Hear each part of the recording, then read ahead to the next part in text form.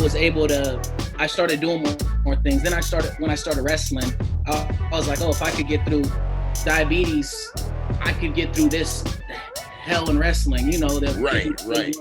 So then I think that's just kind of the baseline of me getting diagnosed so young, just kind of like. Hey guys, this is Alex here with another West Coast Initiative episode. Today's a really special one. We have Drizzle D.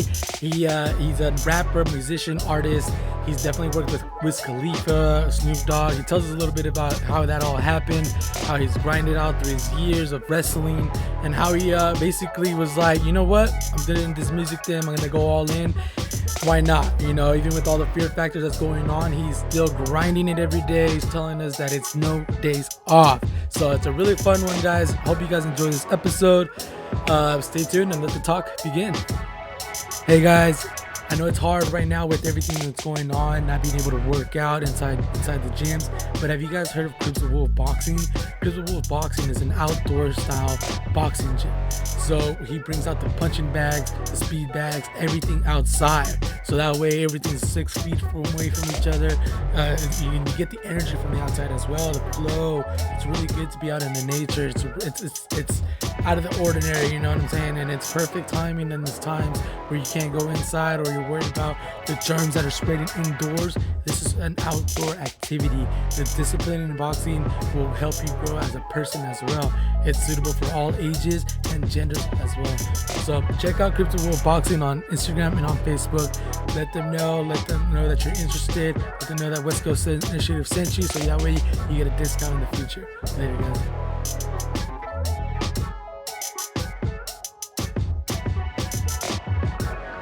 Hey guys, welcome to another episode of the West Coast Initiative. I'm here with Matt. Killer Matt is back in action. He is back with us, brother. How you doing? Back in action. How you doing today, Matt? Man, I'm doing great, man. I'm super glad to be back.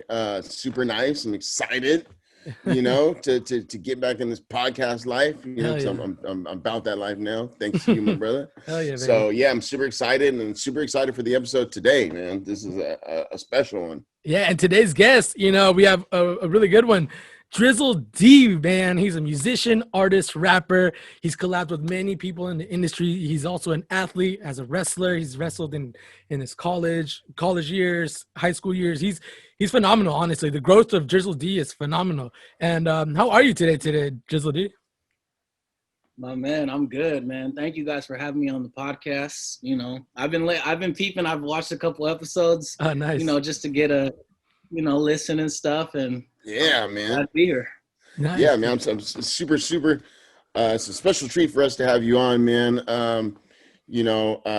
Like Alex kind of mentioned, just your growth, man. I mean, you've become one hell of a man. I can't say young man, but you become one hell of a man. You really have. You've done some amazing things in your life, and man, we're just so proud of you, man, and we're so blessed to be able to have you on today. For sure. Man, I appreciate that big time. So a little FYI for the listeners, Drizzle D, also known as Daryl, he's the brother of Amir Harrison, who we also interviewed a while back on this podcast. And shout out to Amir. Shout out to Amir. You guys got to go check that episode as well, which was good. But Drizzle D's it's weird calling you Drizzle D because I've known you such a kid.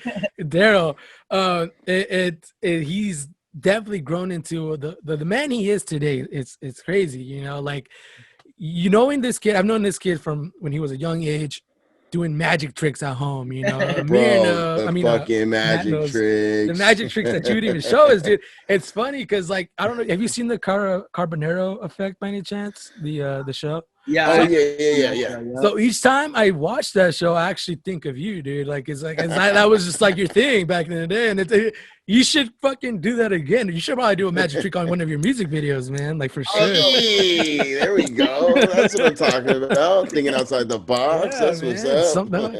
I retired from the magic, but I might come back. Come on, man. You got to keep the magic alive, bro. Hey, he is keeping that magic alive with his music, though. I'm not going to lie. That's right. I'm not going to lie. Right. Me and Patty, we were going to the swap meet because that's one of our things now. I go to the swap meet, see what they got and stuff. we were listening to your music. She didn't know about you, you know, and I put Caliente. And it was, we were going, dude. She was like, "Who is this?" And I was like, "Oh, this is Amir's brother." You know, she was like, well, "This is Amir's brother." I was like, "Yeah."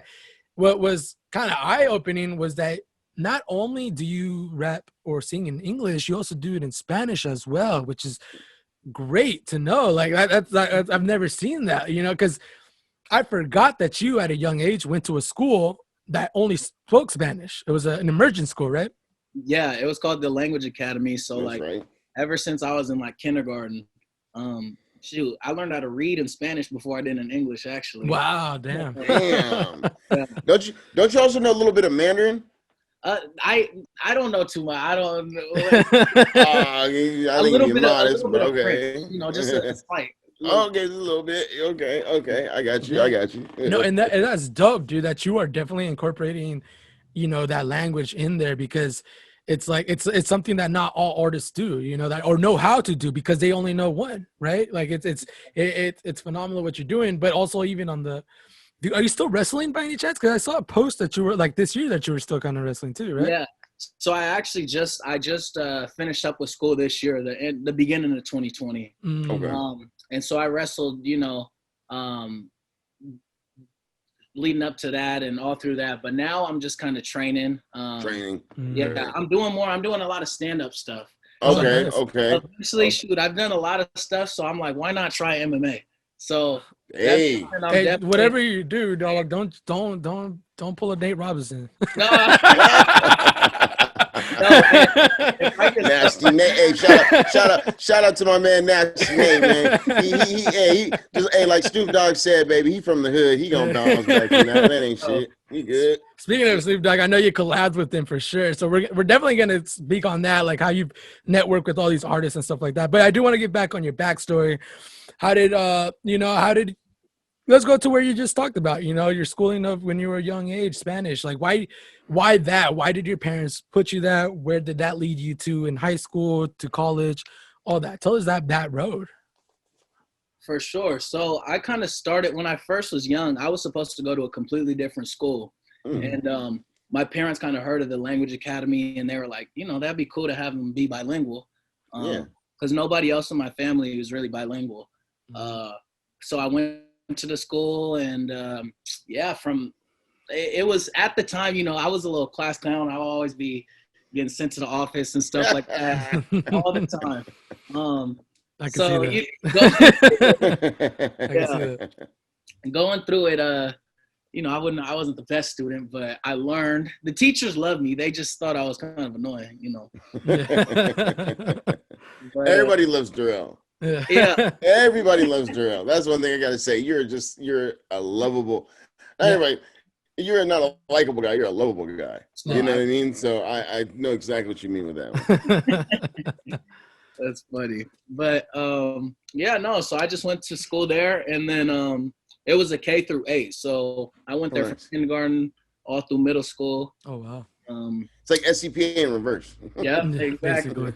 Mm-hmm. Yeah. And then so after that you went to what high school did you go to after 8th grade? I went to Helix High School. It's wow. Mesa. Yep. That's a big sports school, like in San Diego now. You know? Hell yeah! Shout out to Helix High. Shout out to Helix High, man, for sure. Scotty's, baby. Yep. Their football team is cracking. Yep. Historic. And how's the wrestling team? Because I'm pretty sure you were in the wrestling team, right? Yeah. So so when I got there, I actually came in, I was playing football, and I broke my arm. And after I broke my arm, when I came back, I ended up, the wrestling coach was like, just try wrestling. I thought it was like WWE with chairs and stuff. I really so I went, Where's my belt at? Where's my belt?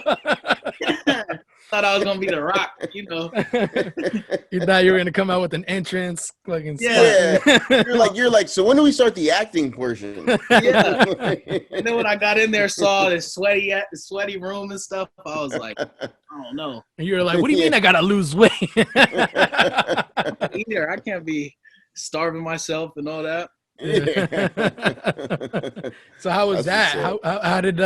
How did your passion for wrestling grow in high school? So the crazy thing is, I'm gonna be honest with you, I was terrible when I first started.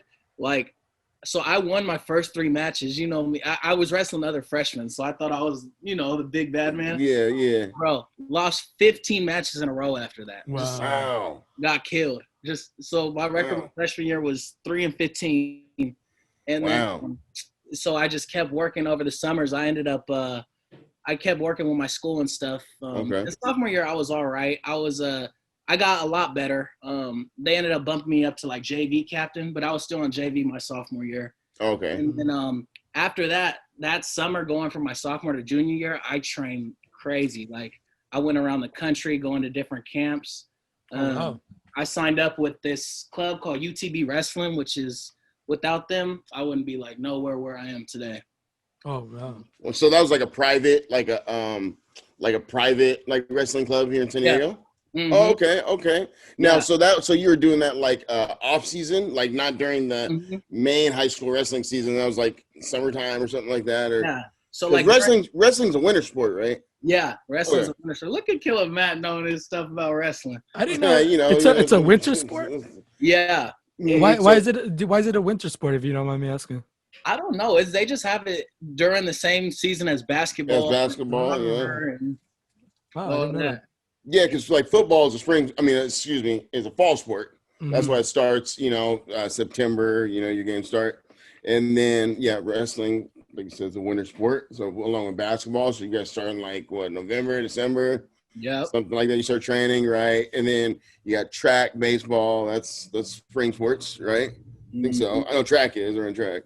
Yeah. But, that's why, Mm-hmm. So you went to those camps, and that one specific camp, is that where you learn mostly, or is it like training or what? It was kind of like, it was like a bunch of stuff. That camp, I would train like every day, like 6 days a week. So I was in there all the time. Wow. It's getting better. And this was during the summer? Yeah, it was year round. Like year-round. I couldn't during season. I had to stick with my school. Right. But, every other time I was in there working. So once I started doing that, it started. I got better. What made you go into that? Like, what made you go into that process of trying to like better yourself in the wrestling? Like, what got you to the point like, dude, I want to get serious with this? Well, honestly, so me and my friends, like, it was like a group of 4 of us. Like, we would all train real hard and stuff and go to different, and they kept winning and I just kept getting worked. And I was like, yo, this is not like, most people, like, there's a lot of people in wrestling who quit. But in my head, I'm like, yo, what am I going to look like just quitting? Like, you know what I mean? Right. So, that's right. So I kept working and eventually was able to earn a scholarship for it. Wow, man. Yeah. What's that like, dude? I mean, you, like you said, you went from 3-15 freshman year, you know what I mean? To becoming a scholarship athlete.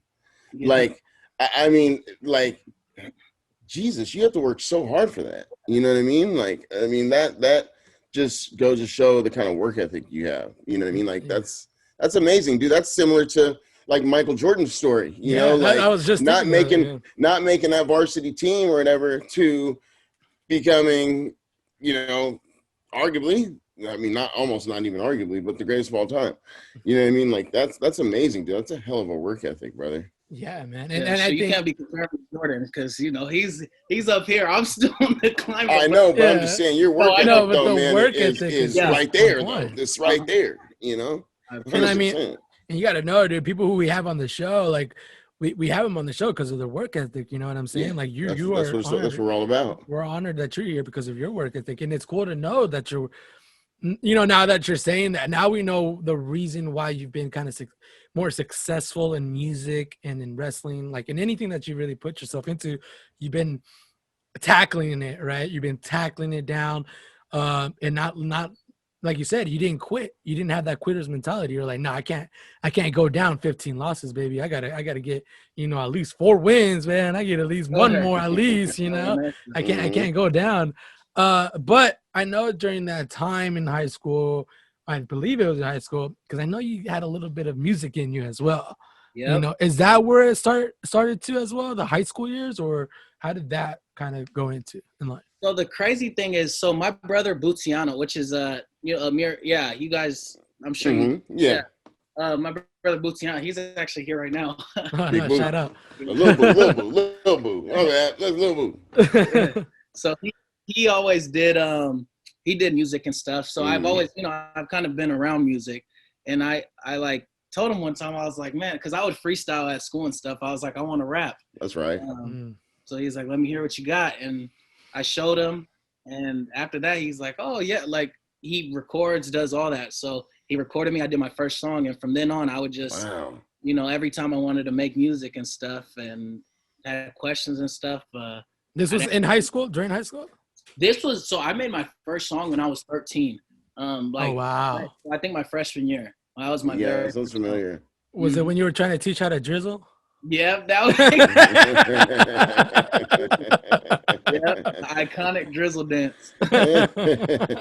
Man, bring it back to the old days, baby. Hell yeah. I gotta say, man, I've always admired your fearlessness. Yeah. You know what I mean?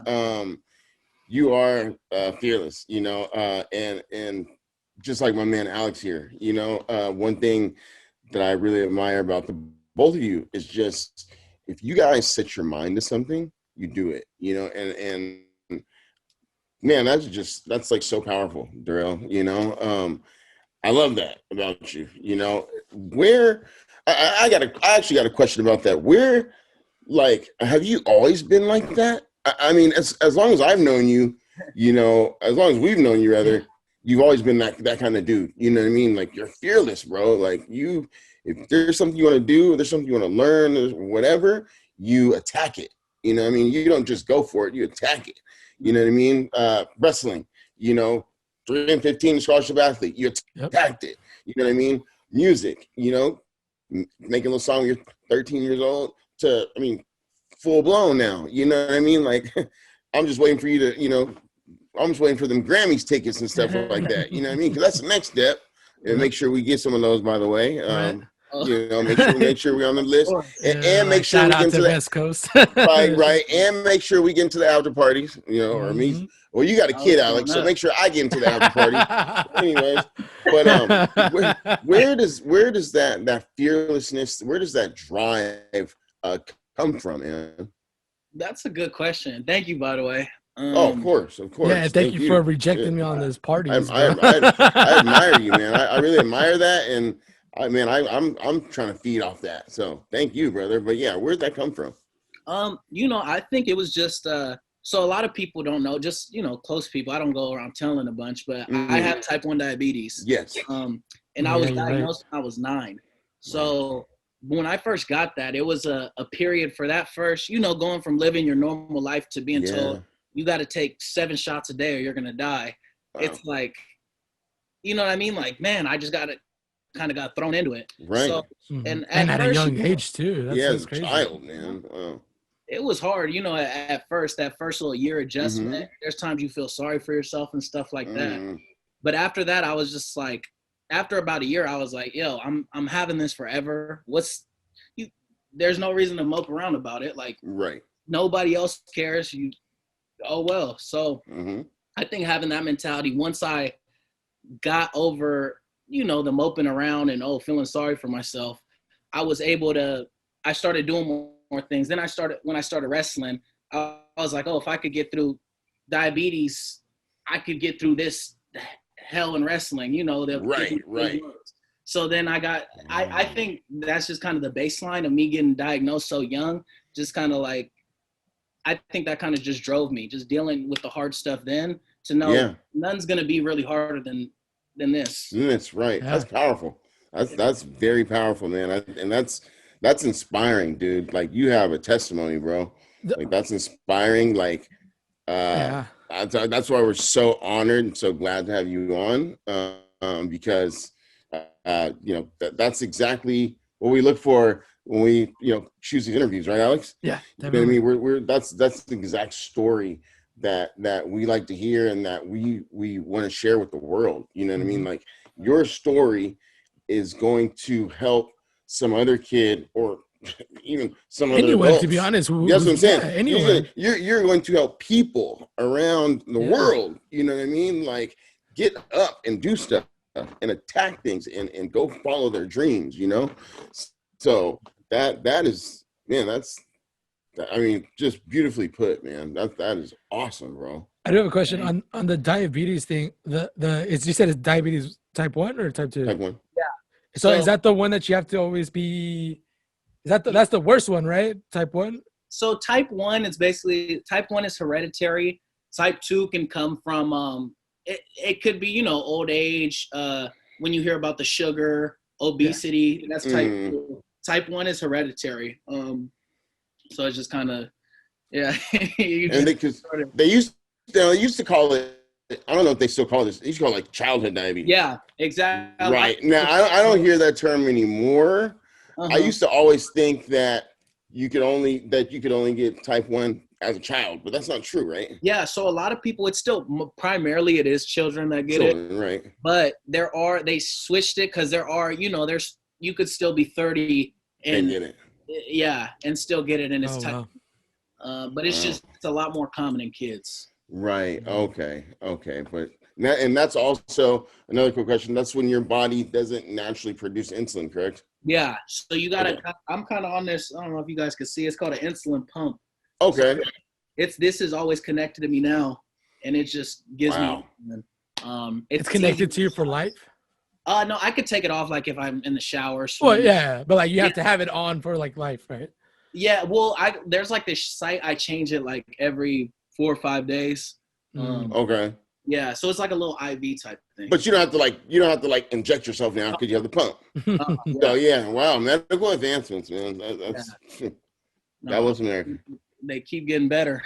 Yeah, that's awesome. That's good, man. I mean, and honestly, I totally forgot about that because I do remember that you are diagnosed with diabetes, and that's a really big challenge of growing up. You know, I mean, my dad had diabetes before years before he had passed away, of course, but even when he had diabetes, it was a challenge, right? Because the diet changes too. The diet definitely changes for the person as well. So it's crazy to know like everything now that you brought it up, that like what you've been through, you know, never stopped you from reaching your goals. You know what I'm saying? Like it's actually pushed you, what you just said. You're like, well, you know, I'm already with this. Let's go. You know, like, well, let's attack it. I'm trying to do whatever I can. And I believe that's really helped you in the long run. It might have been devastating in the past, but in reality, it's become who you are now, you know, the man you are today. So, but, so the music part, you said you started your first song at age 13. Did you continue doing music during high school, or was it more during college? Yeah, so throughout high school, I would release like little singles here and there.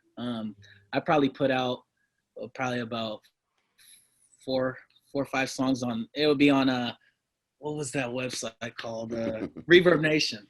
Oh, okay, Reverb Nation. Okay. Yep. Throwback. Was that the SoundCloud back then? It's like Napster. Like LimeWire. Burning CDs. Right? Torrents. Yeah. Oh man, y'all better. Anyone who's listening, y'all better not be downloading this shit from torrents. Yeah. They go out to court just like they did Napster. Yeah, I'll be locked up.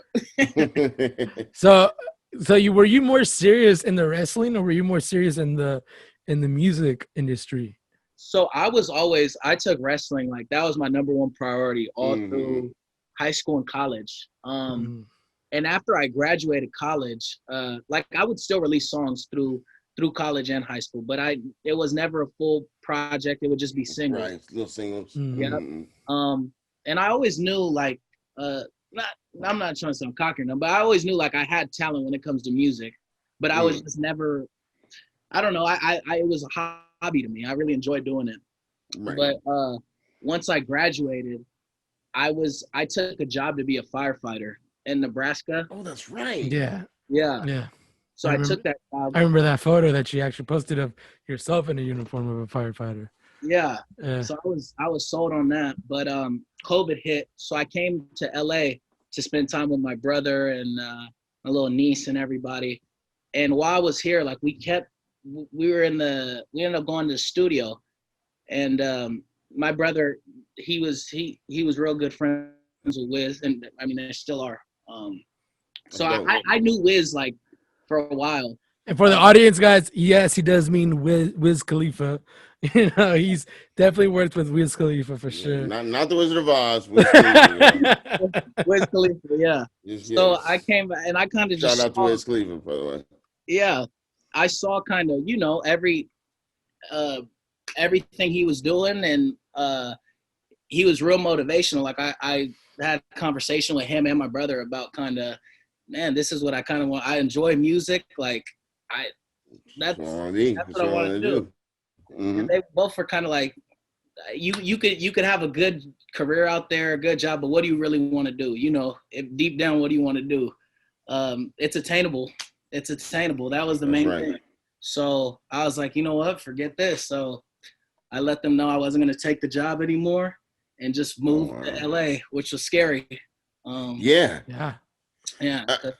I mean, like, yeah, tell us a little bit about that. I mean, because a lot of people, you know, a lot of people want to do that, right? A lot of people want to follow their, you know, they want to get out of, you know, their regular job or whatever, their career. They're not happy. And they want to follow, like, they want to do their passion project or they want to follow their dreams, but they're so afraid to do that, you know, and they have every right to be, you know what I mean?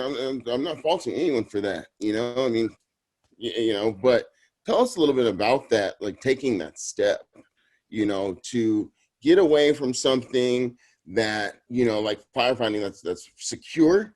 You know what I mean? You know, you're going to have a pension, you know, you're going to get that same paycheck every 2 weeks. You know what I mean? You know, you're going to have health insurance, you know, you're going to be set, to doing something like music, which can have, which like anything can have its ebbs and flows, but, and its peaks and valleys.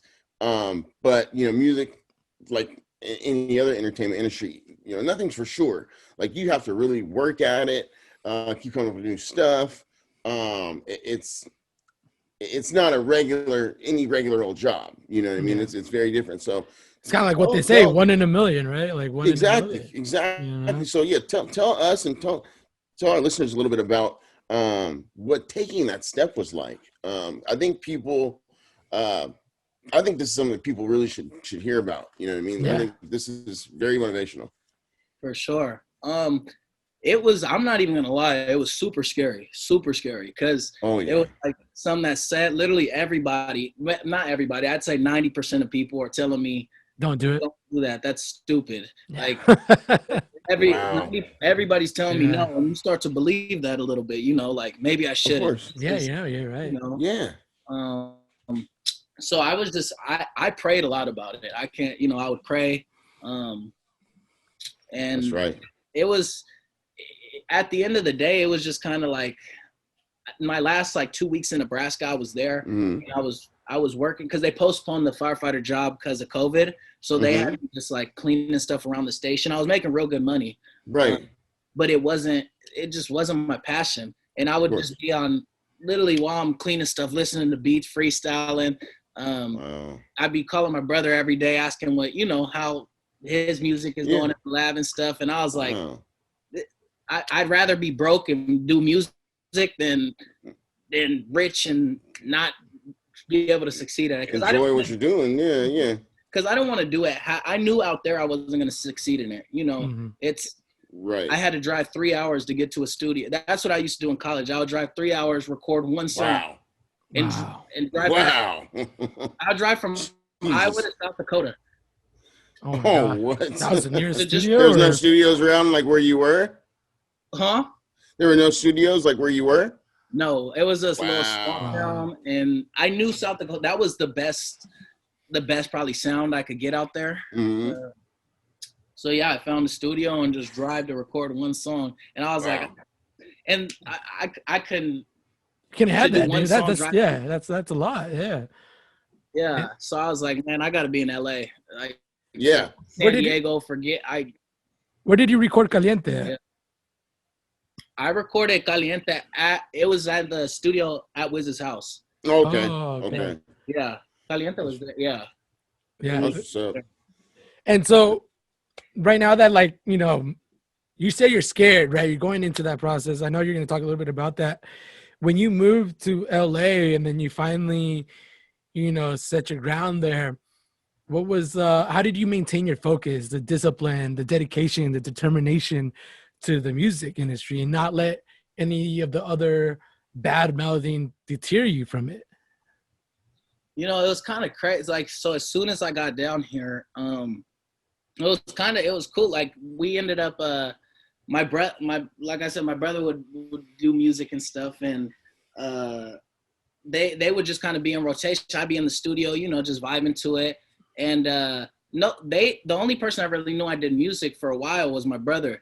And then I finally I played this song called "Pull Up" that I did a while ago, and they're all like, "Oh, this is cool. This is hard." Yeah. So after that, I started to just say, you know, they let me record a song here and there, and it just kind of built up, and I kept just recording. And now, for a while there, we was in the lab literally every single night for probably a month straight.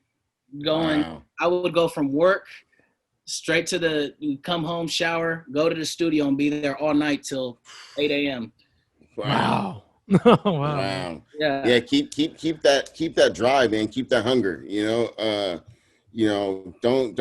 I mean, I know I don't gotta tell you, but keep that drive, man. Keep that drive. Keep that hunger. You know what I mean? Keep that passion. You know what I mean? Like, don't ever stop going to the studio all the time. You know what I mean? Stay in that piece, man, and keep doing what you're doing, man. I think that's like I said, I think this is such a cool story, dude. This is such an awesome story. Like man, you went from like trying to be a firefighter to like doing music, like following your dreams, following your passion. This is gold, dude. This is awesome. But just keep that up, bro. That's and shout out to your brother, man, who's really like helped you be where you're at. You know what I'm saying? Like, that part. Sounds like he's the one who's really truly believed in you. Like, he was that 10%, you know, to tell you that. I was like, no, dude, you can make it. Like, you can definitely do it. You know, shout out definitely to your brother. Yeah, man. And so what was how long did it take when you were in LA for your first album and all that? So when I first got I would record how many? I think I released like 2 singles, and I was working, and it probably took me probably about 5 months, and then I dropped my first. I just dropped an EP called the Drizzle Way, and that has 7 songs on there, and that was just there. I recorded so much more music, but it was hard to narrow down. Like, dang, which songs do I want on this project? Because there's songs you do that you're like, this is cool, but I want this, or So trying to do that elimination process. So in total, probably about 5 months. Okay. Maybe less, but probably more like 4 to 5, I'd say. Okay. And are you doing a lot of stuff? Is like a lot of your stuff right now solo, or are you doing a lot of stuff with your brother? What's like? Where's No, I feel you. A lot of it, I have a lot of songs I've done solo. Me and my brother, I think we have a good probably 5 songs together. Okay. I have a couple artists that I haven't. It's not released yet, but I have a couple artists that I've worked with. This dude named Caston. He's also from San Diego. Dope. Shout out. Yeah. That's dope, man. And another thing I really like about this is, San Diego, we are not known for our music scene like LA, you know what I mean? Yeah. But, it's definitely on the rise, you know what I mean? It's been on the rise, but it's on the rise. But it seems like with what you guys are doing and who you guys are doing it with, man, you guys can really make this thing take off, man. I mean, you can put it on the map, bro. It's all in your hands. It's all in you and your brother's hands, bro. Like, you guys can really make San Diego pop off. Start getting guys on the map. You guys could start that. I mean, is that something that you thought about? You know what I mean? Is that something that have you sat down and thought, man, I could potentially be the one putting it on the map? You know what I mean? And that would be like a huge like weight, you know, to carry. But I mean, if anybody's capable, or if anybody should be able to take on that task, I think it's somebody like you for sure. But yeah, is that something that you've thought about? I definitely have, man. I'm kind of like when I first over time, I feel like you truly self-belief becomes more and more. That's right. When I first came out here, it was like, you know, I think I'm good. Like I could have a solid fan base and you know, make money from music. But my mentality is like this is gonna be my life. Like that's right. I'm planning on, you know, going on big tours, headlining them.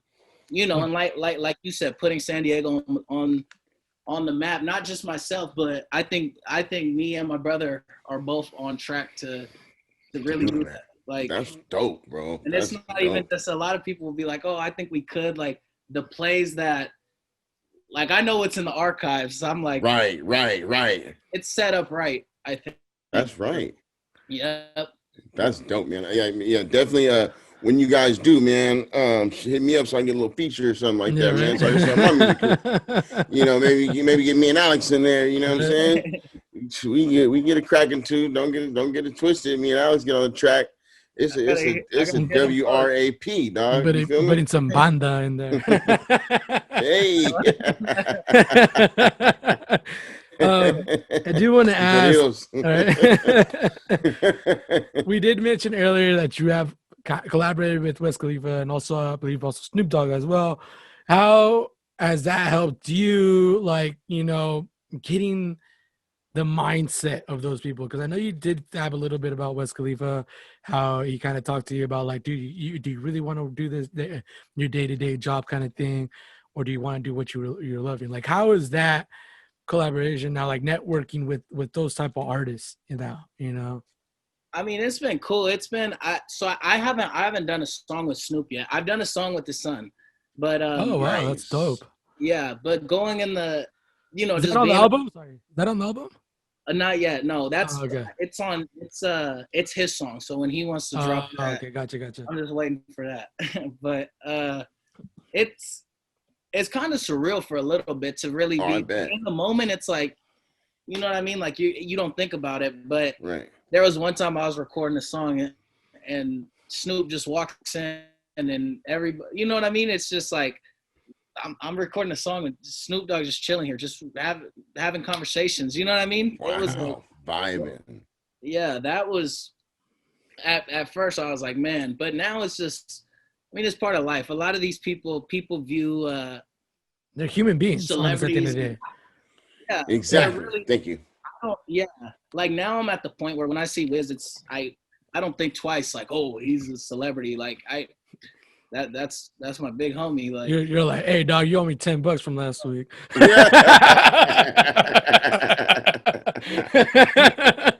Because it doesn't mean you can't pay up, Betty. Yeah, it's like, dude, don't think I gave you that bag of gummy worms, bro. Like, you still owe me for that, bro. And I gave it Ray. Don't get it twisted. No, I know what you mean though, because it's true. Like, you know, once you connect, like, celebrities wise, they are just human beings at the end of the day. You know what I'm saying? Like, anybody can talk to them. You know, it's just like you have to put yourself in that position. Like you right now, like you know, hearing that, and it's kind of cool to know, you know, that these people are approachable. You know what I'm saying? Like last week, I interviewed Ariana Jackson, who works for BuzzFeed, right? I interviewed Tyler Harmon, who is a professional paintball player for San Diego Dynasty. People who are well known in their community. But they're very approachable, like you know what I'm saying? Like, and this is cool to know that, like, anybody who is like afraid to reach out to their artist or to their favorite artist or favorite actor or anything whatsoever, it's attainable. You just, you know, you might not get a response. You might, you know, but if you don't send it, you're never gonna know if you're gonna get a response, or you're not ever gonna, if you don't put that action of like, oh, say hi, how you doing, how did you get this, you're never gonna know if you don't put that foot forward. So it's kind of cool that you put that to perspective for people to know that, like, if you're a fan of somebody, anybody, like, maybe you should reach out to them, be like, hey, how did you get to the place you are? Like, how can I get there? You know, like, or what's some good advice you can give me for life? You know what I'm saying? Like, right. And a lot of the times these people will respond to you because, you know, at the end of the day, you're a fan of them and they're living off of you, kind of thing. You know what I'm saying? Like, you know, they need fans because they need fans to support themselves. That's right. So of course they're gonna love their fans. You know what I'm saying? I never even thought about it like that. That's so true. Yeah. And a lot of people too, I think they've been through the like, you know, whatever you're going through or something, you view celebrities as, oh, they're up here, but it's a mountain. They started down here. Exactly. That's so true. That's very true. Yeah. So people be viewing like, they were just like you before. Mm-hmm. Yeah. You know? They weren't born up here. Like they started, you know, just like you, you know. Wow. That's so true. You know what's so interesting? It's kind of she didn't really start from the bottom. And I'm going to talk about Paris Hilton because we just saw a documentary of her. Oh, yeah, like she definitely didn't start it from the bottom. But I will give her props because, like, she's one of the celebrities. I think she's only went downhill since she was born. But not at all, man. Like, I'm just joking. But like, what's cool about that documentary that I saw was that she really appreciates her fans, right? Like, there was, I remember that documentary. There was two girls who flew from like 18 hours to go see her in Tokyo, and she knew about it. And because she saw the story and stuff like that. So she gave them like a VIP kind of access, like you could take photos with me and stuff like that, you know, and I'm bringing that example because those are examples of celebrities who are very appreciative of their fans, you know, so don't be like, if you're trying to make it big and you're a fan of somebody, like ask them, you never know, you might get some insight like, dude, I just talked, even that one little small conversation, you're going to be like, oh my God, I just talked to that person. Like they noticed me, you know, they noticed me. Now I can really make it something, you know, I can really make something big out of this. You know what I'm saying? And like you said, Daryl, you know, now that you've worked with them, it's kind of like, you know what? I can do it. You know, it's normal. They're human beings. Like, yeah, like, you know, let's do this. Let's work. Now it's in that mentality of like, what's next? Right. Like, all right, so let this album out. Let's try to figure out these tours after the COVID, of course. You know, but yeah, man, I like that you brought that. Shout out to COVID. But yeah, dude, it's an interesting thought for sure for people out there who are a fan of anybody and want to reach out to them. Just reach out to them. Honestly, you never know, you might get a response. It's a crazy thing. Exactly. There's a lot of like famous people too that I feel like people are like, you wouldn't, if you didn't see their social media, you would know nothing. You would not know that at all. Like that's true. It's all in their mind. Like it was a funny story. The first time I ever, I was at this party in Vegas, and there was this little celebrity chick. I won't say her name, but you know, I was spitting game. She was actually, like really legitimately like you know, she was going with it. And then afterwards, my brother and Wiz, they were like, you didn't know who that was, huh? And I really didn't. And but then after the show, you got to tell us who it is, man. I know you don't want to out them on here, but you got to tell us after the show who it is. But it's like if I would have known, there's no way I probably at that time would have walked up and said anything like. Oh yeah, exactly.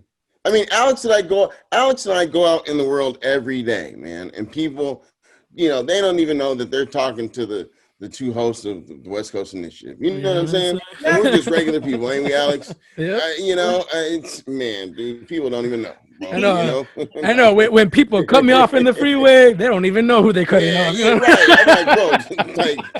I'm like, do you know who's driving this Volkswagen right now, dog? Like you know who's driving this Prius? Like, do you know who I am? Like, you know, like I can make you my chauffeur, bro. I'm like, do you know who you're messing with right now?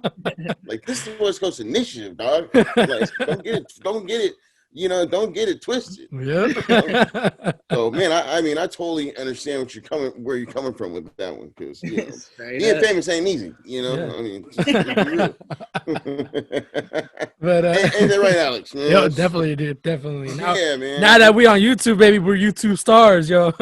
Yeah, bro. Like, man, they told my car today, bro. I was like, you know whose car you playing? I was like, bro, I can have all you guys' asses, homie. He's like, don't get it, man. Fired. One phone call, bro, I turn this shit inside out. You know what I mean? But I don't like to use my status like that. Just keep it on the. We gotta keep it humble, low, right, Alex? Humble. Yeah, we stay humble. We stay humble. You know what I mean? Yeah, we don't let it. We don't let the fame go to our heads. You know what I'm saying? So straight up. But another question leading to that also as well, how now that you got to meet them and stuff like that, now how do you network in that industry? Because I know it's a little different now that you're in that part of industry, because some artists don't get to have that opportunity, right? They don't get to network as much as you do. Now that you're in that, how are you able to network with these people? How are you able to meet other people, not even just artists, producers, engineers, and stuff like that? I feel like a lot of it, man, is really just being genuine. A lot of people, they be, everybody's looking for some in return at first. But when I meet most of these people that I've, collaborated with or just networked with in the industry, I'm just having a normal conversation with them, That's being right. cool, being myself. That's really, right. Building that relationship. And if it's genuine, usually music comes with, you know what I mean? Music will come with that. Right. Whereas a lot of people are just, they want. They're like, oh, what can I do to get this feature out of this guy? What can I like? That's not what I'm gonna tell you. You can get features from anybody. It's better to build that relationship, learn from them, and usually, you know what I mean? If you guys vibe and it's cool, you guys end up working together. It's not always like that, you know what I mean? But from what I've seen, it's just being genuine. That gets you. That's right. Wow. Okay. So just being yourself. So what works best for you, because I feel like a lot of people would do the opposite, if they're starstruck or, if they're now exposed to this new world with, all these, known, faces and things like that. I feel like a lot of people would approach it totally opposite. A lot of people would be who they're not. They would try to be who they think that those people want them to be. You know what I mean? But you said that you approach it from a humble and genuine. You know what I mean? You take a humble and genuine approach. I think that was like very important for people to hear. You know what I mean? Because I think you're spot on with that. I know you're spot on with that. You know what I mean? Be yourself, and you'll get the best results that way. You know what I mean? And that's kind of how you always been. You know what I mean? You've been talking to you here. You know what I mean? It's like you're Drizlle. You know what I mean? And like I said, when you get us those Grammys tickets, you know what I mean? You're still gonna be Drizlle, and I know that. You know what I mean? And we love that about you, man. You know what I mean? And so I'll just say, never change, brother. Never change. I really respect that. And this is just the beginning, dude. I mean, you. That's exactly. This is just the beginning. You know what I'm saying? You babbled into it, just barely to a year now, about really fully recording and all that stuff. Like you even got your own music video out. What's up? For sure. Yeah, man. You just, scratching the surface. Like, man, it's like sky's the limit, bro. Sky's the limit, man. Like I said, I think you have the mindset that's gonna take you very far. You know what I mean? That's awesome, bro. That's awesome. A couple episodes back, me and Matt interviewed a girl named Melody Ebner, who's also an artist. She does a lot of stuff. Shout out to Melody Ebner. Shout out to Melody. You guys haven't checked out her episode, go check it out. It's really good. But one thing we talked about is the challenges during this time, the COVID times, right? Especially she was talking to us like it's going to have a little bit of a negative impact in the industry. getting gigs, because she does a lot of gigs and stuff like that. In your point of view, do you see that the COVID as a challenge? Do you how has COVID times been challenging you guys? I think COVID could definitely, it's how you view it. Okay. I think it is a challenge for, a lot of artists. That's how they make their money. They go on tour, Right. sell merch on tour. Right. You're building your fan base through, shows and live performances. But on the other hand, for myself, I think it created a lot more opportunity for me because I was able to spend time in the studio hours with artists who they would be on tour right now. There's no way they'd be recording. Wow, interesting. Yeah, so me being able to, I came back during COVID. Nobody's doing other stuff. All we're doing is in the studio. Wow. So I think I was able to pile up a bunch of music and have stuff ready for the future. Right. And like you said, network, because people aren't on tour. What I mean? People aren't traveling. People aren't, whatever. Everybody's posted. You know what I mean? So very interesting. I think that's a very interesting point. That's very cool. Very, very good way to look at it. Yeah, because not a lot of people will be like, oh man, like it's gonna go to shits, like you had a positive view, like, all right, we can't do gigs, well, perfect time to start working on our music then. We're not gonna be doing tours, might as well spend 12 hours in the studio or 8 hours in the studio, whatever hours in the studio this week. Like you said, you did wrestling training for 6 days out of the week. Now COVID's gonna let you have 6 days or 7 days even in the studio. You know what I'm saying? Just nonstop work, nonstop flow. Let's get these let's get these lyrics down. Let's drop down these beats. I don't like this beat. Maybe we could do a little bit different. That's a really good approach to see it, man, because a lot of people, and it's a lot of people in right now, are complaining about the whole like not being able to do stuff. And don't get me wrong, like it's definitely devastating to a lot of businesses, especially small businesses right now that are closing down, unfortunately. But and more tomorrow. Unfortunately, dude. And but there's other ways around it, right? There's other ways to monetize. To be honest, there's other ways to work on your craft. And like I said, like I always reiterate, like if it wasn't for COVID, we probably wouldn't have this podcast, going. Yeah. To be honest, sharing these stories and stuff like that. Mm-hmm. Yeah, it's definitely, COVID, and Alex, we've asked that question quite a few times on this podcast, among, the countless times we've asked people just on the street or talk to our friends or family about how COVID's impacted them. One thing I've noticed, of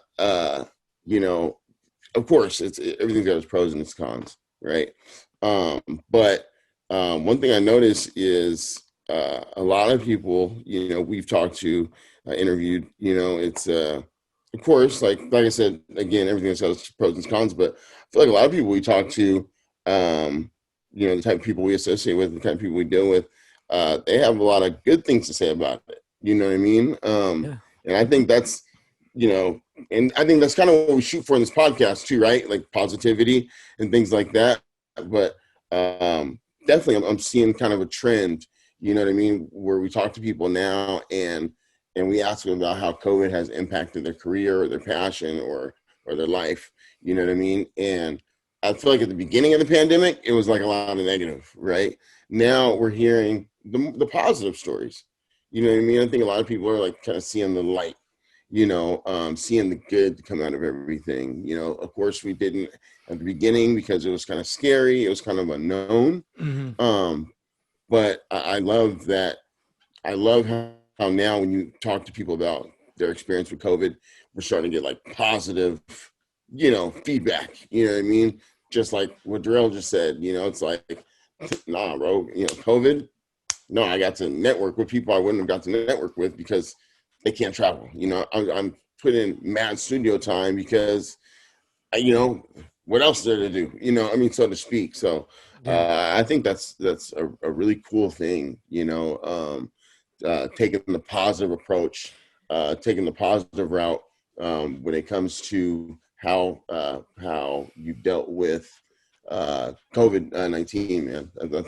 That's rad. And honestly, you know, because if you can deal with, if you can make the positive, you know, out of a time like this, then man, imagine when we get to our new normal. You know what I mean? It's like, man, it's like you're blowing up during COVID, bro. You know what I mean? So imagine when there is no COVID. You know what I mean? Like, dude, you're taking off. Like, so I think that's awesome, man. That's awesome. You got the right attitude. And honestly, I think you came down in the right time, right? Like, you were like, all right, well, this COVID thing's not helping me with the firefighting thing. Well, all right, it's time for me to go to LA and see if I can do this. And so far, you've been hitting the spots, man, like for sure. And you know, now that you've been through it, what challenges have you noticed of yourself during the recording process or during your music career? Like, what challenges do you still see for yourself, you know, that you still need to overcome?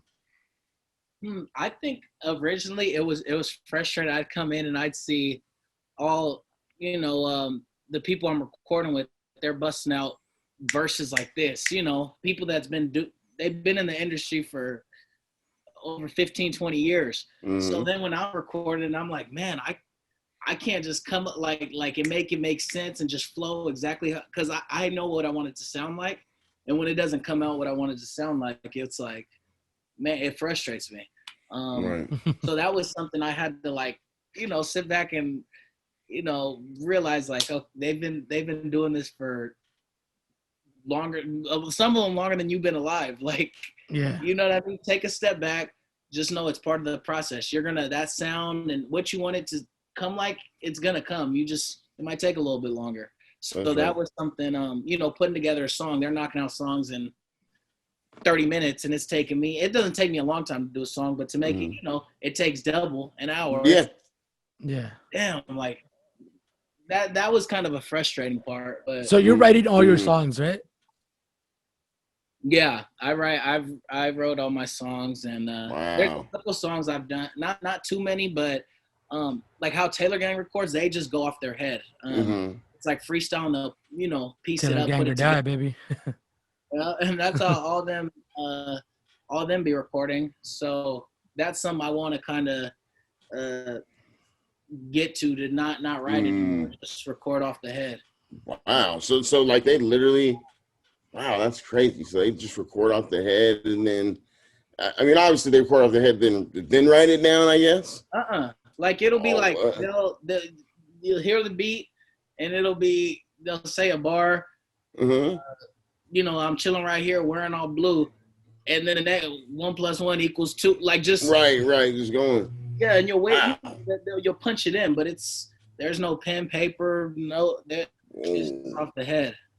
That's intense. So that's something that eventually you want to kind of start to do. Yeah, and I've started to, you know, it's a process. I started to do that.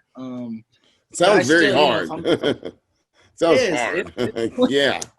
The hard part is making it make sense, not just rhyming. Because I'm not. Exactly. A lot of rappers will just rhyme stuff. I want it to make sense. Right, like tell a story, kind of, sort of. Yeah. Right. That's the hard part. Big time. Doing that. When you write, you know, you can really think about what you want. Of course. Yeah, they're both cool. That's what's up. I know you said you have quite a few songs that you didn't put on your album. Why, you know, or what is that reason, or how is that process of choosing which songs you really want to go with? Like, it's just like the ear of you, like, you know what, maybe not that one, or how does that process work? Yeah, there's a couple songs I was just like, you know, it's cool, but I think this amount of work, this work right here is better. And there's also songs that I'm just like, right now, like I'm kind of visualizing plays. Like right now is not the time to release it. Let me build up this little, you know, let me put out my first project. Let me put out these visuals, these music videos. And then when it's time to drop these songs, people are going to look back at a catalog like, oh, Drizle has this many songs. He has 15 songs, not just, you know what I mean, 7 singles, and has this, you know what I mean, a big song blow up. Like I want people to be able to look back and really be fans of my music, not just have a couple songs. So right. Well, you're looking at two fans right here, buddy. You got two I fans right here, man. Lifelong, baby. And are you gonna be? Are you? But well, I don't want to say, but like, are you part of Taylor Gang or no? Not officially. There's no paperwork signed and stuff, but they treat me like family. I go. That's right. It's the same amount of yeah, they treat me like family. So you wear the Chucks all the time too now? I don't be wearing. I usually be wearing Vans. I can't lie. But, hey, there you go, baby. It's this competitor. You from SoCal, baby. So yeah, rock them canvas Vans, boy. I gotta stick to the roots. I don't know. Exactly, I'm all about Chucks. I don't like Vans, to be honest. Yes. My Patty always gets on me because she always wears Vans, man. And I'm always with my Chuck Taylors too. She's like, why don't you just wear Vans? Like, no, they're just not. I don't know. They look too simple for me for what they cost. To be honest, it's like I might as well buy slip-ons. I'm just saying, dude. Like, I know, Chucks is more original to me. Very original, man. I mean, yeah, they go back to like the 20s, dude. Yeah, dude. That was the basketball shoe of the. Yeah, the original. That's like the original sneaker. You know, the tennis shoe. You know, like basketball shoes. I mean, they go way back. You know, but yeah, you know. My man Drizelle here is from SoCal, so you doing it right. You're doing it right. But that's cool though that you're part of their fam, like basically, you know, like it's I remember, I don't know if you remember, Matt, but a while back, and this, sorry going off track, guys, I'll talk to the audience, but a while back. Don't apologize. Our listeners love our old stories. I remember when me and Amir used to be like, Taylor Gang or Die, Taylor Gang or Die. Remember that, Matt? Dude, yeah. I got I was going to say, I have a picture on my Facebook. And Amir has a shirt. Yeah. Yeah, that black and yellow shirt. Yeah. That black. It was a black shirt with the yellow typeface. And it says Taylor Gang or Die.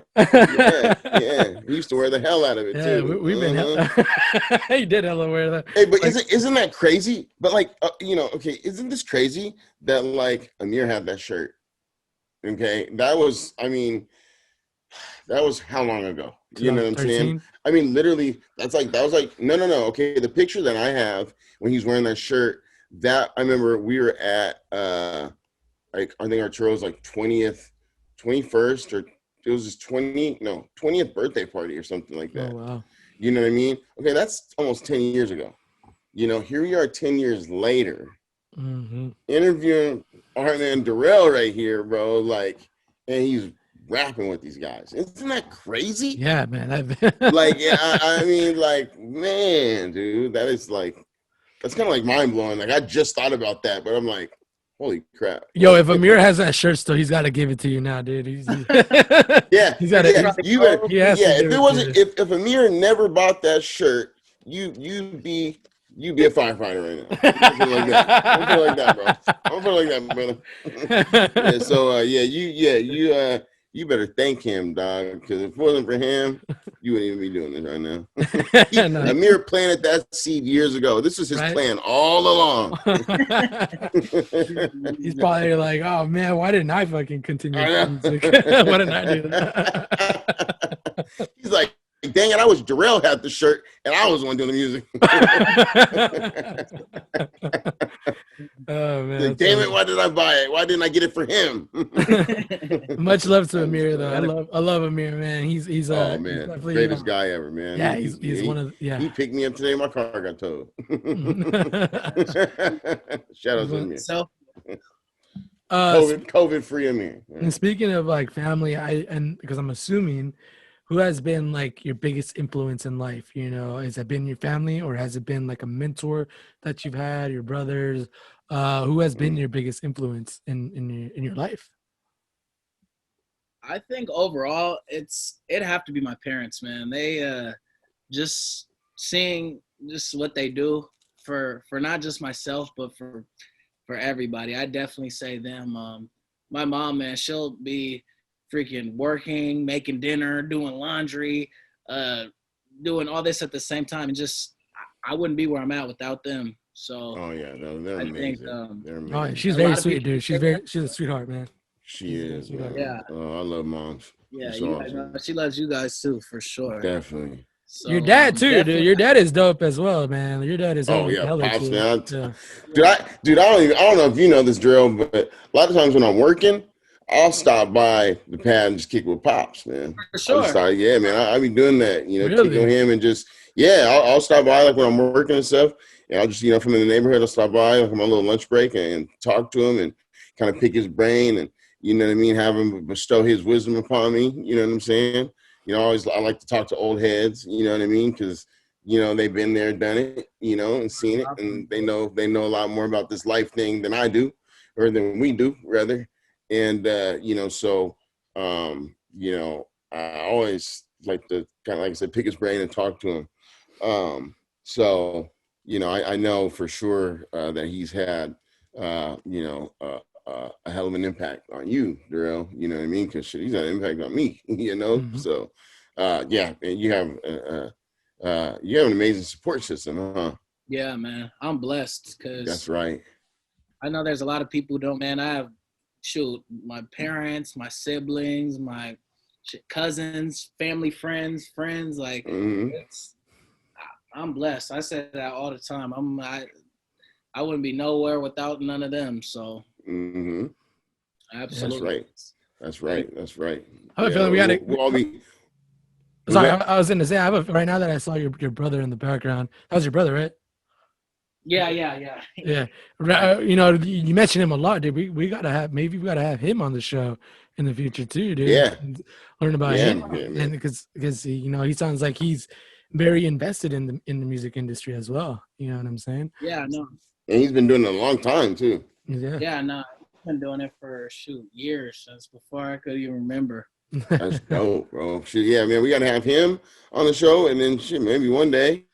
We'll have both of you guys, you know. Man, you know, that'd be dope, you know. You know, we'll do a post. Yo, what's up? What up? We'll do an after Grammys podcast. Yeah. You know what I'm saying? Yeah, and then we'll have both of you guys podcast on at the after party. yeah. We'll have both of you guys on, and you guys can, like, you know, boards and stuff like that. Yeah, we can do it all. That'd be dope. Thank the West Coast Initiative for all the success. Yeah. Oh yeah, you better. What has been your biggest awe moment and so far? Like, what's been like, oh my, like, man, like that was crazy. That was like the biggest moment in my life. Like, wow. I think when the music wise, the first time when Wiz did that feature for me, the first time I heard because just how it kind of came about, I was doing the song and he did his little signature, okay, how he always says that before you. And I was like, bro, don't be playing with me like that. He's like, no. He's like, shit, I'll hop on it. I was like, what? Like, I thought he was playing. I was like, stop playing. And then he was like, load it up. So he just went on, and when I heard the verse, I was like, wow, I really I looked up to and have a song with this guy now. Like this is crazy. I think that was my biggest aha moment. Oh wow. That's such a cool story. Like, you know, like that's like one of those really, really cool stories that, you know, you'll look back. I feel like maybe not, but I feel like you can look back on years from now and be like, man, I remember, like that might forever be your biggest, you know, album. You know what I mean? Having a story like that, you know what I mean? That's awesome, dude. That's really awesome. Yeah, no, I think that was the biggest. Like, man, this is crazy. That is dope, dude. That's dope. I forgot to mention right now that we did get over that topic about your family, your mom and your pops. I did want to ask because I saw a little, I think it was a story of yours. You're trying to prank your pops. That would look like he was about to murder you. He looked like he was about to murder you, man. Hey, if you guys want to see the funny, I be pranking that man all the time. I always post on Instagram videos of me just messing with them. Cause now I know I'm fast enough he can't catch me. Yeah. But I'm back. Okay, perfect. There you go. There you go. You froze a little bit. Yeah. Go out, or was it just me? It was just for a quick second. Yeah. Was it all of us or just me? I don't know. It was just you, but I think even your speaker's kind of a little weird because I'm hearing like this little staticky, and it's a little bit more muffled now. No, I can't hear you now. Now I can't hear you at all. For the listeners, we're having little technical difficulties with Matt's microphone. Oh, that face is gonna be on YouTube, man, for the rest of your life. She's like, I can't hear you, dude. Oh, for sure. Let's see. I don't know what he's trying to say. He's trying to try to disconnect from your headphones. Can you hear me? Now we can. Now we can. Oh, okay. All right. And we're back. Sorry about that. And we're back, baby. All right. No, anyways, so. No, it was just funny. West Coast Edition, everybody. We're here. Again, cut off. Oh, no. Matt, we're having some difficulties. Shit. He's like, camera's off. He's back on. It's like telling me to update Zoom or something like that. See, now it's good. Now it's good. Like we can hear you perfect, and you're fine now. Yeah, but like Zoom just popped up and was telling me to like update it or something. It just literally popped up and said update Zoom. Just ignore it, dude. Ignore that. Yeah, I know. Okay. Last time I did that, I didn't want to touch it because I didn't want it to hurt the interview. I forgot who it was, but it also told me to update it too. But I didn't update it until after. But anyways. Okay. Where were we at before the cutoff? Before Matt's my bad. Oh, your pops. That you're rudely interrupted. How you Matt's shitty internet. No, we're talking about how he was pranking his pops. You know, fucking. I remember. Was it a towel that you put on him or a shirt? You looked like you were about to choke his. Yeah, I put the shirt. I tried to get it around his neck, but he kind of reacted quicker, and yeah, I've been messing with him all the time. You look like you were afraid for your life at that moment. Yeah. But one day it's gonna catch up to me, but yeah, in the worst way. So you better watch out. Pops ain't playing. Still not keep doing it. That's an OG right there. He's gonna show you his wrestling moves, man. Yeah. Except he's actually gonna be doing the wrestling with the chairs and shit. Yeah. You know what I mean? Like his stick. That's what he always talks about. That dude's gonna throw you off the balcony, dude. Yep.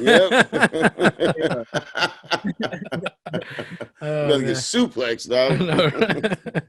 But what am I? Do you have any more questions, Matt? Because I'm gonna lead off with this is my last question for him. No. I'll touch up on something, okay. But I'll let you ask and then I'll ask. So my last question is, what is your message to the world, honestly, in general? Like, what, not just to musicians, to artists, or if you do want to musicians or artists who are trying to make it big, what is your message to the world in general? I think my main message, man, would be probably to take risk and just trust the process. Not everybody expects things to happen overnight. What I'm barely, like we said, I'm barely scratching the surface. I don't think I've done nothing yet. But what you have seen that I've done is all from the work that I've put in for years, regardless if it's not related to music. My background and other stuff has helped me with music. Right. So I think it's really just trusting that process and have faith in yourself, man. That's right. I don't know everybody's religious beliefs and stuff, but personally, like, shoot, God is amazing, man. The things you can accomplish, our mindset, it's all in your mind. So really take that. Yeah. So I say take that risk. Go. If you're working a job you hate, there's so much out there. Like it's ridiculous how much there is in this world. Yeah. So it's all mindset, and it's scary. It's super scary. It's not going to go exactly how you want, but it's better to take that risk than to have the regret and not. So I think, yeah, man, imagine if everybody kind of just whatever thought they have that they thought was a good idea and they just went for it, how our world would be. Like, we probably have so many more millionaires and I know what we'd have a lot. We'd have so many more happy people for sure. Yeah, you know what I mean. It'd be a lot more happiness, a lot more joy. You know, I think. And something about it, like it's not about the money or like being rich is not about. To me, being rich is not about money, right? It's about being rich in life, right? You know, like being like, you know, go get it, go do as much as you want, or achieve as much as you want to get.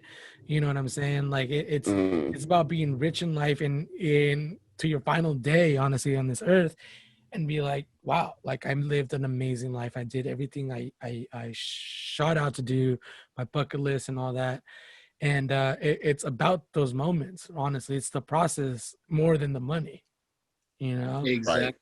It really is. And I believe it's kind of, even in the last interview I had with Tyler Harmon, it's funny because he brought up this thing, right, where like people see the fame, they see the celebrity, they see the status, but they don't. It's all an illusion. You know, that's what he says. It's all an illusion, because really the grind is behind all that. It's the studio work. It's the working out for the next competition of wrestling. You know, it's all that behind the scenes. You know, that the process of that really makes you who you are. You know, and for people who are just seeing that illusion, like know that illusion, you know, there's a work ethic to it. You know what I'm saying? Right. Drizzle D, there's the strong work ethic. You know, he didn't just became, you know, all of a sudden these last 5 months, he got lucky. No, like he worked his fucking ass off. You know what I'm saying? His first song when he was 13. Yeah, you know, like he was determined to do something with his life. You know what I'm saying? That's right. And you're right. I kind of want to touch up on something you said earlier, that 90% of people told you not to do it. You know what I'm saying? And it's kind of like that one thing, like, you know, in the world, the 1%, right? The 1% billionaires or the millionaires compared to the rest.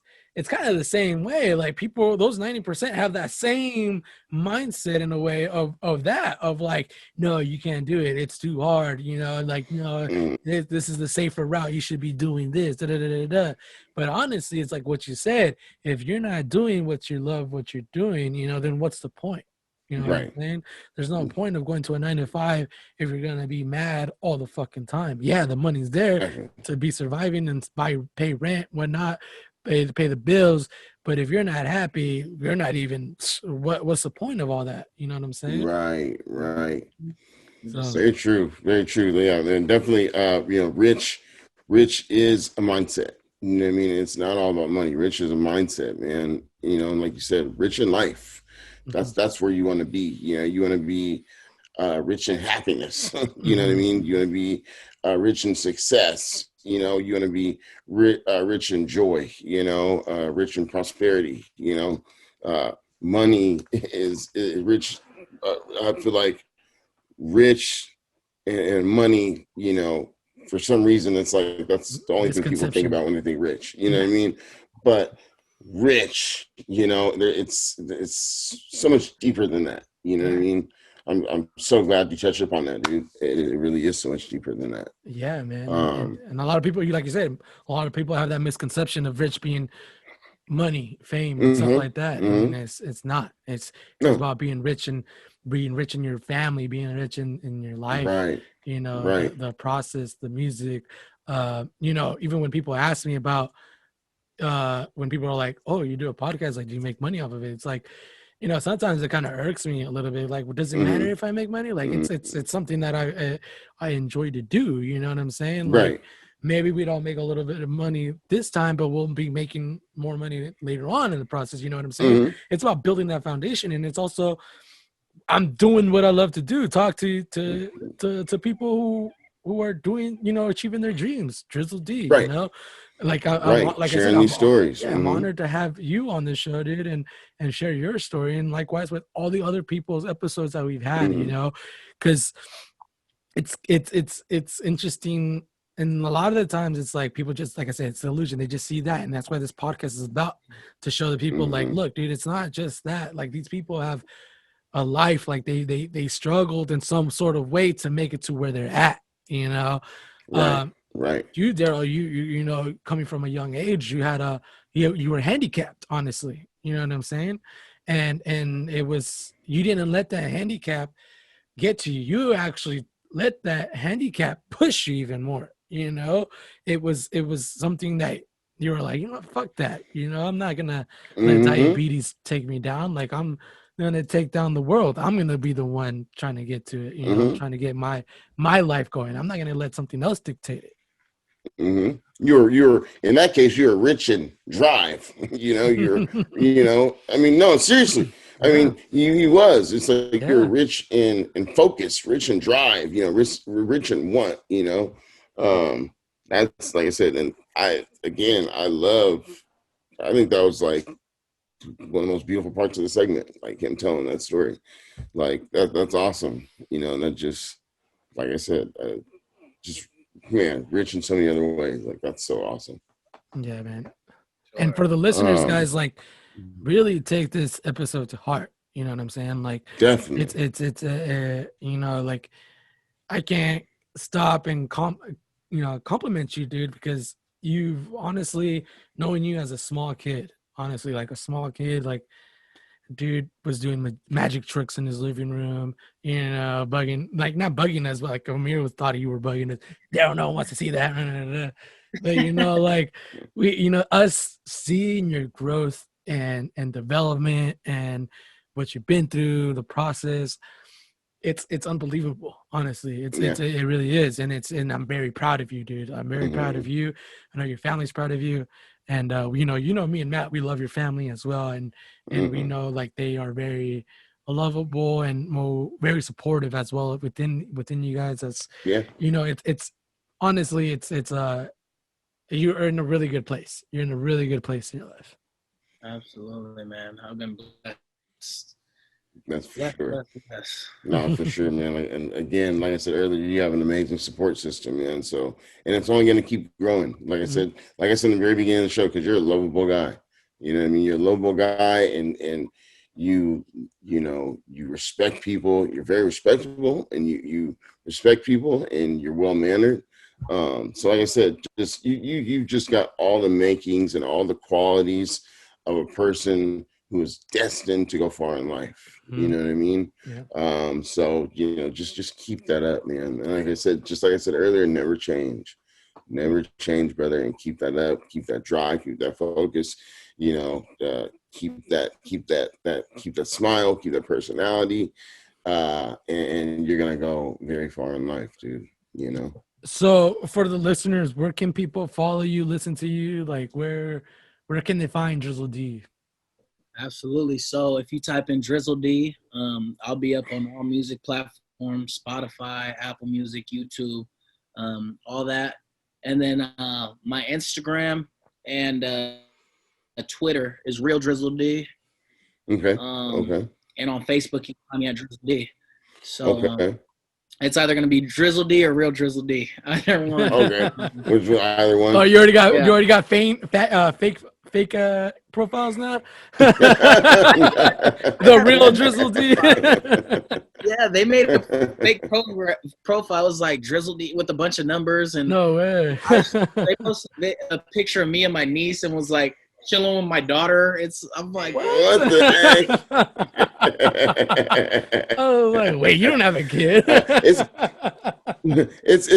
hey, bro, it's a matter of time until we get some fakes, Alex. Right. Like the West Coast initiator, you know what I mean? Like, it's a matter of time, bro. You know what I mean? Right. You like take initiative, East Coast. You know what I'm saying? Like, watch, bro. I'm waiting for it's that. all a part of fame. I'm waiting for that East Coast initiative to come out, dude. I can't. Yeah. I'm ready for that. I'm ready for that fade. Down south initiative. I'm ready for that fade, man. Hey, I do have one more question. Before Alex, I was touching up on a lot of the social climate in the country, right? I don't know, it's kind of in with those. I'm gonna change it up a little bit. Drizlle, I was gonna ask. Now, we have a new president-elect, right? Yeah. So looks like things could possibly change in this country potentially. Where do you hope? Where do you hope to see this country? At the end of the next 4 years. Especially, and I ask that as a minority to minority, black man to black man. You being a young black man and seeing some of the events that have taken place in your lifetime, but just in this last year, couple of years, but for sure in this last year, it's been a rough one. You know what I mean? It's been a rough one for us.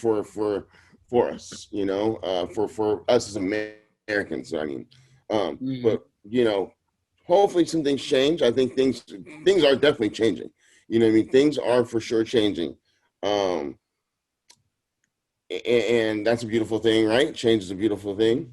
But where do you hope to see this country at the end of this next 4 years? That's a good question. I feel like a lot of the stuff we see is a lot of just division. You know what I mean? It's it's people are against people of color, or people are when it comes to economic status, you know what I mean? There's poor. And I don't want to create that gap, because that's like, I don't want to say, oh, we're take away from the rich. And, I don't want it to be like that, but I want everybody to come together more, make that gap a little bit less between the rich and the poor. Make that, when it comes to race, we got to find a way that it's 2020. I don't know why this right. That part. Just bring people together. When it comes to police, if there's police brutality there, we got to find a way to, make a different type of training method. Something, I don't know the answer, but I just want to see people come together more. That's what I want to see. Definitely. Make that gap not so big apart. I want it to be everything comes closer together, because at the end of the day, man, I feel like we make it so much more difficult. We're this, we're that. We're all humans. We all have a personality. We all, that's just how it is. So I just think the world, social media, everything makes it way different than it has to be. Yeah, definitely. So definitely. Yeah, I mean that's all we can hope for, right? We just hope this country will be the world, but for sure this country is just a better place in 4 years. Because I am kind of in the impression that in this last 4 years it's kind of went downhill. You know what I mean? It's like we've kind of turned back the clock, the hands of time, and we've kind of reverted. I mean, we've kind of gone back to some pretty old ways, you know what I mean, as far as how people are treating one another, how people are acting towards one another, the things that are coming out of people's mouths now, you know what I mean, are some things that, we haven't heard on a regular basis since the 60s, pre-60, 64, so, definitely we just, I really do hope that we just continue to progress as a nation. I really do hope that we continue to progress as a people. And I like I said, I really think this year we really, this nation has really started something. We've really started a movement. You know what I mean? We've really started to turn those wheels of progress. You know what I mean? To really start to propel ourselves, into a future of equality, you know what I mean, and social justice. I really do. And you know, you spoke a little bit earlier, and you sound like a man of God, you know what I mean? So am I. And you know, we got to continue to pray on it, you know what I mean, and we got to pray for everybody, you know what I mean. And that's what I'm going to keep doing for sure, you know, and that's what I've been doing, that's what I'm going to keep doing. But yeah, you know, I really do hope that this country is a better place in 4 years. And I also hope that you get us those Grammy tickets within that time too. Oh man, but I really appreciate you touching up on that for us, man. Because hey, not just the Grammys, you know, man. You gotta take us to the MTV Awards. You know, MTV Awards, like, all those, man. All that. You know, European Grammys, whatever music award ceremonies they got in Europe, you got to take us to those. You know, actually, Amir told me that I could take his spot. You don't got to restrict the United States. Amir told me I could take his spot, so just to let you know. Oh, okay, yeah. He probably gonna listen to it like, hell no. Yeah, he don't need to go. Yeah, he can go. You know, next. He's quarantined right now. yeah, you're right, exactly. And he's gonna be in a quarantine for like the next 4 years. Or something like that. So hit us up. But no, dude, seriously, like I said, I appreciate you touching up on that. You know, it's not always the most comfortable thing to talk about, but I think one of the reasons I like to touch upon it is to help, I guess. Is help the right word? To assist or help. I guess it's to kind of help make the conversation a little less uncomfortable for other people. Because one thing I learned this year was talking about these sorts of things is difficult for a lot of people. It's uncomfortable, and it's supposed to be. You know what I mean? If it wasn't uncomfortable to talk about, then nothing would get done about it. You know what I mean? But it's not until we talk about it and put those things out there in the air to make people feel uncomfortable, to where they say, wow, this is uncomfortable, like for me to talk about.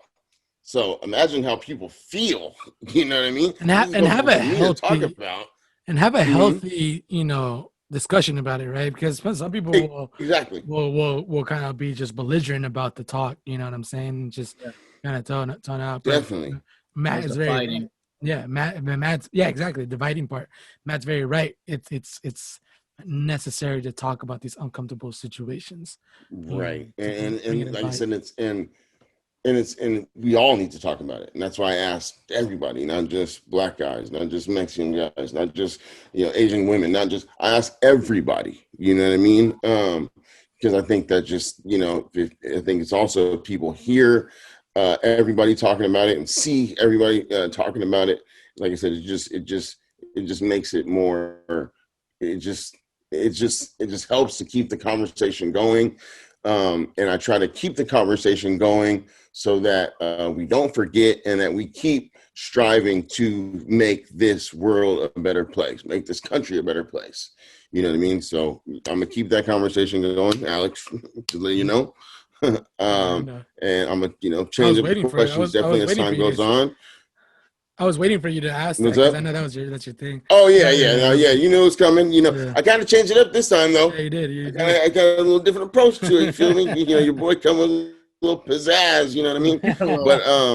But you know, like I said, it's something I'm going to continue to do.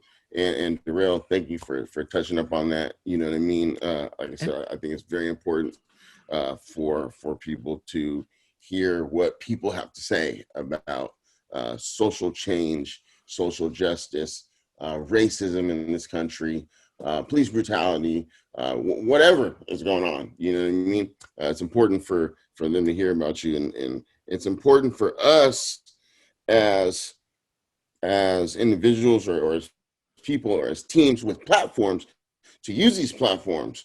And that's just something I want to remind you of, young man. To, you know, you have a platform. For sure. You know what I mean? You have this platform now. and I know you're a very highly intelligent individual. You know what I mean? And I know you're very in tune with what goes on in this country. And I know you're very in tune with what goes on in this world. I know you're very in tune with what goes on in your community. Yeah. And I just want you to make sure, and I'm going to ask you, as a black man to another black man, to use your platform. For sure. Use your platform for the greater good always. You know what I mean? Anytime you can. Do that, and because that's how it's people like you, it's people with influence, who use their platforms that really help to better this nation. It really help to better this world. So, like I said, I challenge you, I ask you to use that platform, brother, and because I know you can make. You're the kind of guy that can make a difference. You attack things, you have that drive, you know what I mean? You can make a difference, man. So please help in making that difference. Most definitely. I appreciate that. I love you, brother. Well, thank you so much for coming there. Drizzle D. I need to get used to that, man. Thank you for coming on the show, Drizzle D. It was honestly, and it was a really good one, an honor. It was really awesome. Fun to catch up with you because it's been a while, you know what I'm saying? So it's really good to catch up with you to see your growth, and this is definitely not going to be the last time we have you on the show. We still got to do that Grammy one. But yeah, man, thank you guys all for listening to this episode. Yeah, I'm glad to have Matt back on the show. So glad to be back. Yeah, it was great. And we definitely I know, Matt, like it's been a difficult one for you for the past couple of years, actually, to be honest. And I have discussed it to our listeners, that you have lost, someone really dearly. I also discussed about how I've lost my pops as well, in the past, and we definitely got to have an episode, for that. But I'm definitely glad to have you back, Matt. Thank you, my brother, my family. It's not the same without you. And what a perfect timing, right, to come to ride with Drizzle D, man. I know, man. I was like, someone that we both seen grown up into such a great man, dude. Honestly. Oh yeah, I had to come back for this one. I had to, man. Like when you told me that, earlier, I'm like, oh yes, like I am there for that one, dude. I am there. I was like, I am officially back today. You know what I mean? December 2nd, 2020. I am back with West Coast Initiative because I couldn't miss it from man Drizlle. Probably, yeah. And listeners, this is the December 2nd. We're probably gonna get it December 3rd. But yeah, thank you guys all for listening. Make sure to follow Drizzle D on all platforms, Spotify, iTunes, even on Instagram, Facebook, Twitter, the real Drizzle D, not the fake one. And follow us on Facebook and on Instagram. And one thing before we let go, it's like I said earlier, reach out to these people. They might look like, I mean, don't get me wrong, Drizzle D's definitely doing amazing things, and you might see like, oh my God, like he's talking to all these people on Instagram and stuff like that. They're all approachable, and it's like we said, if you want to ask something, approach him. I'm pretty sure Drizzle D will definitely respond back. You know what I'm saying, and give you guys some tips, or if you guys want to even collaborate with him, like hit him up. You know what I'm saying, and you might get something going. You might get something working. That's how he did it. You know what I'm saying? He started collaborating with his brother, different people. It all starts somewhere. So don't be afraid to approach Drizzle D or any of our guests that we've had on our show. To be honest, they're all approachable and whatnot. So thank you guys for listening to this episode.